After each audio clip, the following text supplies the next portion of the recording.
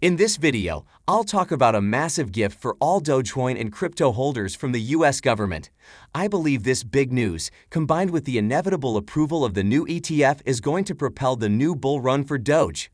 So let's look at it. So, the US Treasury rates momentarily rose after the FOMC endorsed a higher path for interest rate rises, but then fell during Powell's press conference when he stated that 75 basis point hikes are unlikely to become routine. The drop in rates lifted the S&P 500 and Nasdaq 100 to session highs. Nasdaq 100 futures also rose as much as 3% during these remarks.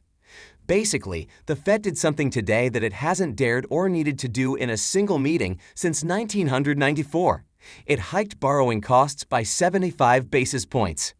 This is big because, until last week, Wall Street expected a half-point increase similar to the one delivered last month and in line with central bank guidance.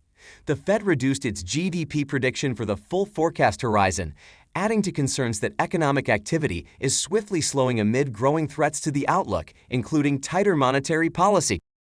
And as you might have noticed, almost all the altcoin, including Doge, saw a decent bounce. And I'm really optimistic because even though the government is saying that it is not going to raise the interest rates, I'm pretty sure they will. At least this is what their past actions suggest. Today's forceful hike, the third in the current tightening cycle, should be interpreted as a clear indication that the FOMC is becoming increasingly concerned about the economy's current pressure. Also, another great news came out today. So Celsius Network has hired attorneys to assist it in dealing with a rising pile of financial issues. If you don't know, on Monday, Celsius suspended all withdrawals, swaps, and transfers between accounts, citing market instability. And that was one major reason behind the market crash that we saw. According to persons familiar with the situation, the company has now retained law firm Akin Gumstraw Howard to counsel it as it considers restructuring its finances and other strategic choices. Celsius accepts crypto deposits from customers and then loans the digital assets to other businesses such as hedge funds and decentralized finance projects. According to its website, it handled $11.8 billion in assets in May and provides significant returns on deposits. Also, according to the Financial Times, it claimed to manage $24 billion in crypto in December. Customers, however, have removed more than $2.5 billion in assets from the platform this year as Bitcoin values have fallen. After Bitcoin fell almost 19% over the weekend in a larger crypto panic spurred by investor concerns about interest rates, the business took the unexpected move of halting account activity. But right after that, Celsius reassured everyone by saying, "We are taking this important move for the sake of our whole community in order to stabilize liquidity and operations while preserving and protecting assets." So I think this is going to be yet another huge step towards market recovery. Coming back to the government, Christy Goldsmith Romero, the commissioner of the CFTC, asked Congress to bridge the regulatory vacuum on cryptos. In response to the current drop that has emptied over $400 billion from the crypto market in only a few days, she stated the unregulated sector is akin to some areas of the banking system in 2008. She identified two major dangers in the crypto field, comparing the quickly rising business to the banking sector in 2008. To begin, she stated that both had a quite significant unregulated market. Meanwhile, watchdogs have no ability to control them due to a regulatory vacuum. She then said, "We intend to control derivatives and crypto commodities such as Bitcoin and Ether, but we do not regulate cash and spot markets. We have anti-fraud power, but it is rather restricted. We have filed enforcement measures, but we are unable to investigate that market." Secondly, markets are highly connected with wider equities markets, as seen by Bitcoin's rise and collapse with the tech-heavy Nasdaq index. Although she agreed that cryptocurrencies were not originally intended for such a purpose, she saw the correlation as an incentive for both institutional and ordinary investors to participate in such an asset. In a down market, the risk is going to be exposed. My main fear is that if legislation does not keep up with technology, the most vulnerable individuals will suffer.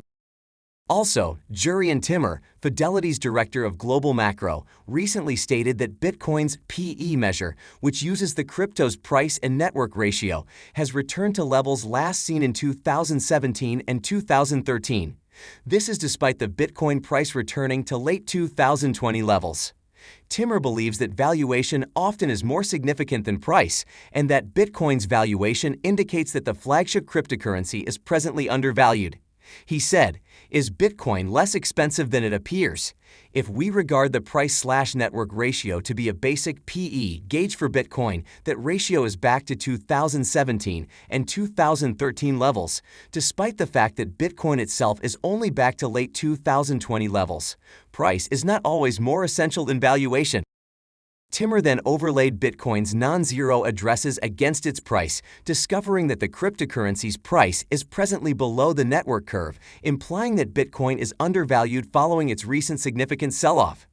Timmer noted in his post that looking at Glassnode's dormant flow meter, which displays levels not seen in over a decade, is another method to indicate how technically oversold Bitcoin is. He then said, "The graphic below depicts how technically oversold Bitcoin is. The dormant flow meter at Glassnode has now reached levels not seen since 2011. If you don't know, Glassnode defines dormancy as the ratio of coin days destroyed in overall transfer volume, and measures it as the average number of days destroyed per coin transferred. The ratio of current market capitalization and annualized dormancy value is its entity-adjusted dormancy flow indicator." Also, based on historical specifics of a crucial Bitcoin event, crypto researcher Rect Capital believes Bitcoin will bottom in the fourth quarter of this year. The Bitcoin network goes through a process known as halving every 4 years, during which network incentives for miners are lowered in half. According to the expert, Bitcoin's price has struck a bottom long before the halving, as seen since 2015. He said, "Bitcoin hit rock bottom 547 days before the halving in 2015. In 2018, Bitcoin reached a low 517 days before the halving."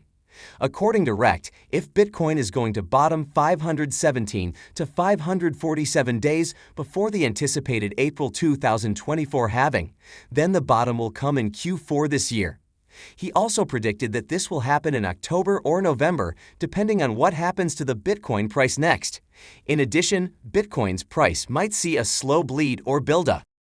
He then said, "Bitcoin has plummeted so much recently that it's impossible to believe the bottom won't be in sooner." Basically, he believes the consolidation would last until December 2022.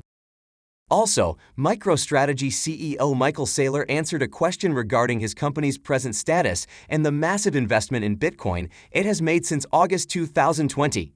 Saylor asserted that Bitcoin had performed 10 times better than any other asset during that period, citing the S&P 500, gold, and the Nasdaq 100 index. Michael Saylor provided precise figures. Gold is down 10% since August 2020, the Nasdaq is flat, and Bitcoin is up 86% during that period. He is certain that Bitcoin is the best performing asset over any time period, 2 years, 4 years, 8 years, and so on. And he simply cannot think of a better idea than to choose it for MicroStrategy's investment. He also said, "Nobody has ever lost money investing in Bitcoin for 4 years. He also noted that the 21.7K mark for Bitcoin represents a 4-year simple moving average. Bitcoin has only reached this level a few times before, and it has done so today. As a result, Saylor has labeled this price level as a fantastic purchasing opportunity and an amazing starting point. The fraction of Bitcoins that were active at least 5 years ago has reached a new high, according to a figure released by Glassnode Alerts, an automated service by leading on-chain analytics business Glassnode. According to the graph, over 23.5% of Bitcoins have spent the previous 5 years not leaving their wallets.